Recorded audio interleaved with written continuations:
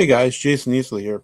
What's Trump really hiding on the Epstein files? That's been a question that's dominated the political discourse for months. Well, we got a little clue as to what he might be up to simply by a little digging in the Epstein files. Julie Brown of the Miami Herald found out that Trump actually has been telling a big lie. I know it's surprising. I know it's shocking. I know it might be even disconcerting to find a president as honorable as Donald Trump telling a false statement, saying something that just isn't true. But his story has always been that whenever he found out about Jeffrey Epstein and what Epstein was doing, he threw Epstein out and severed his relationship with him. And he didn't know anything that Epstein was doing or what was going on.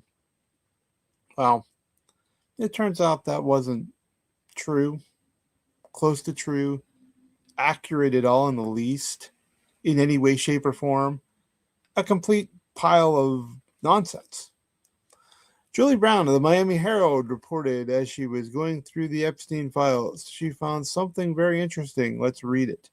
This was Trump's interview with the Palm, with the police chief.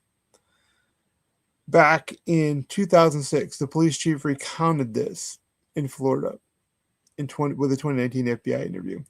Trump was quoted as saying, "Thank goodness you're stopping him. Everybody knows he's been doing this." That's a problem right there. And it also explains why this cover up is so extensive. Everybody knows he's been doing this. Everybody also includes Donald Trump. Trump told Reader, according to the 2019 FBI interview with Reader contained in the Justice Department Epstein's case file. The interview, conducted on October 2019, was not previously reported and shed new light on Trump's involvement in the early stages of the 2006 Jeffrey Epstein investigation in Palm Beach, Florida. It also raises questions as to how much Trump knew about Epstein and Giselle Maxwell's crimes. Say that right? Ghislaine Maxwell. I'm sorry, let's get that wrong. Writer told FBI agents that Trump revealed that Epstein's associate Maxwell was Epstein's, quote, operative. And Trump said she's evil and to focus on her. Well, this is another problem because who just got moved months ago to a minimum security work camp facility? That's right, it was Maxwell. After she met with Todd Blanche, Trump's former personal attorney, who's now the number 2 at the Department of Justice. So this reportedly evil person who the investigation needed to focus on was given unprecedented treatment by Donald Trump. This person was given all sorts of perks and benefits, and she can come and go as she pleases. And she's living a cushy, comfortable life. Maxwell has also said, as of yesterday, she refused to answer questions before the House Oversight Committee investigating Epstein until she gets clemency from Trump. So, if Maxwell is so evil, why is Donald Trump giving her special treatment? If Maxwell was so dangerous, why is she not in a maximum security facility? Why was she moved? But the cover story has always been, as we said, Trump always has said, "Oh, I got rid of Epstein right away. I didn't tolerate any of this. I got rid of him when I found out what was going on." It turns out Trump knew what was going on for 20 years or more. So I know people want to say, "Oh, Trump was involved in the crimes."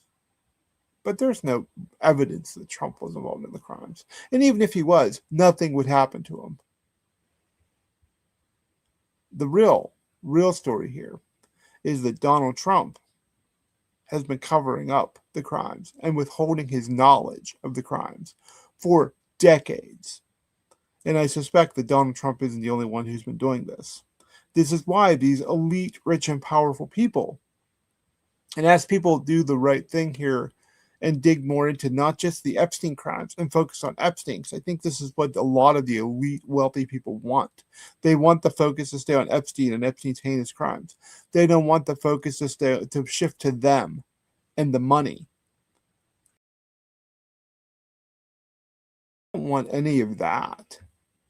They don't want any of that at all. They don't want people to think about how these rich and powerful people either turned a blind eye or didn't care about what Jeffrey Epstein was doing. How they enabled him. And I think that's the real story. And I think that's the real cover-up here and the point of Trump's cover-up. Trump, like many other elite people, enabled Jeffrey Epstein. At minimum, he enabled Jeffrey Epstein. And he doesn't want people to know about that. He wants to be the hero. He wants to play the hero, create this mythology. Because if there's one thing that's been consistent about Donald Trump's presidency, it is that he wants to rewrite history. His own history, the nation's history, all history, to glorify himself. But the truth can't stay hidden. Now, what does this mean? This means that as we're seeing around the world, a whole lot of elite people were associated with Epstein, and this entire network had to help him cover things up. They had to enable him. They had to allow him to keep things going. They had to do what Trump did. Trump could have gone to the law enforcement. Trump could have gone to police. Trump could have said, "Hey, I was Epstein's best friend. This is what I saw. You need to go after this guy. You need to shut this guy down and stop this horrible, horrible, horrible, awful thing that he's doing to women and girls." He didn't do that. He looked the other way. And then, years later, said, "Oh, everybody knows this. You should do something about this."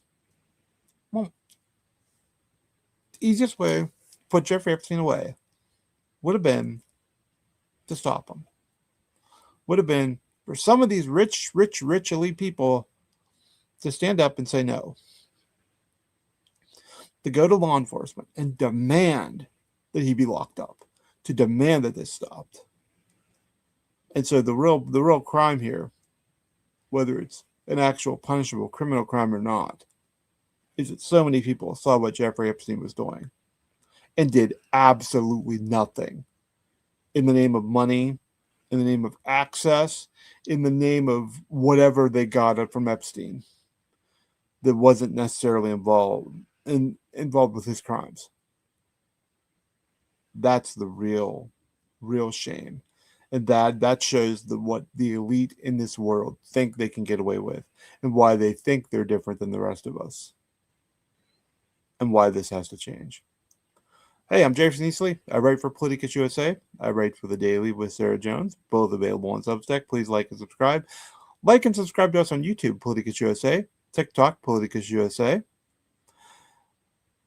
Instagram, Politicus USA, X, Politicus USA, and Facebook, Politicus USA.